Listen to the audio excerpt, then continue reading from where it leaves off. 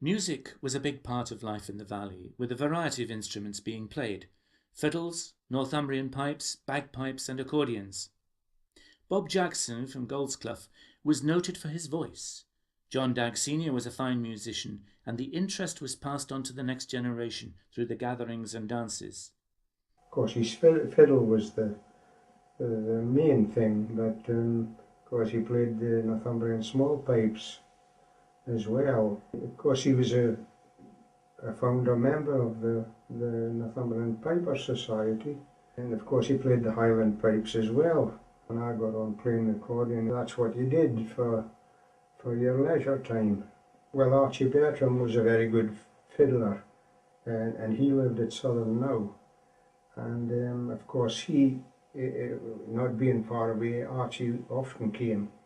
Each house sort of had a little party where all the rest came, and it would last all night. Some were playing cards, nap and such like, and of course others were on music, you see, and Bob Jackson, that of course was at Goldsclough, he was a good singer, and Bob often, they would have a tune on the accordions and a fiddle, and then Bob would get up and sing a couple of songs, which was very nice.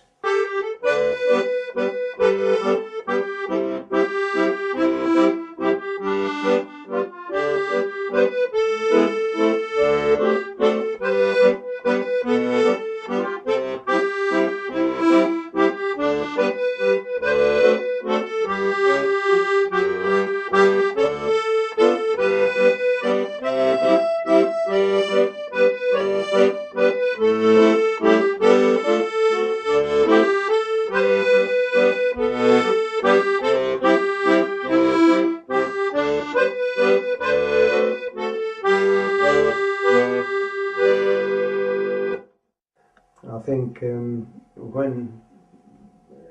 at that time when you were creating your own amusement sort of thing, a music night was just brilliant. A lasting legacy from this tradition of music in the valley will be the music of Willie Taylor. I remember that, it was just a week after I got this accordion, looking out, and you could see Willie coming up, and you knew who it was, like, and he used to come straight up and straight down to the bridge at the bottom, and it's very steep. But of course that was the easiest way to come, wasn't it? And the quickest. I used to be allowed to stay up these nights when Willie would come. I used to wonder at that time when we had these nights if I could ever play some of the hornpipes they used to play. However, as things went on and you get better, and I was quite able to play some of these Irish sets that we used to do for the drops of brandy then, when the dancers were dancing. Right back from his early days, Willie would tell you about how he used to go out as a young man, go over to another valley and play all night, and then walk back again and perhaps get an hour or so sleep in somebody else's barn that he passed on the way home. I think a lot of the youngsters like that in those days did that.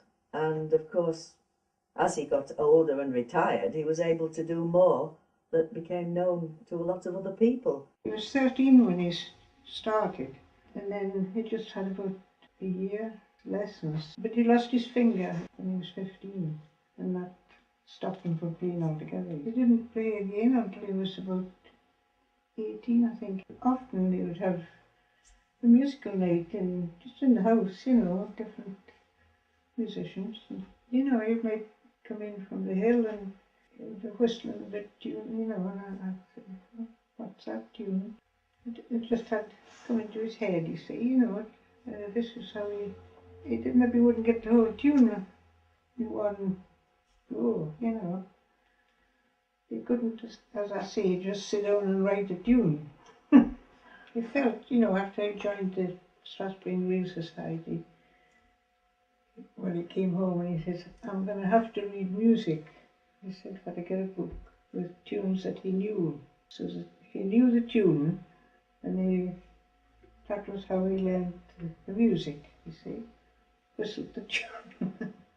And the funny thing was, if he learned a tune from music, he could never remember how it started if he was playing by ear. But if he learned a tune by ear, it was there. At one time when he played in London, he said there were so many people came backstage and they said they'd never heard music like it. You know, they just loved the music. The music was their life.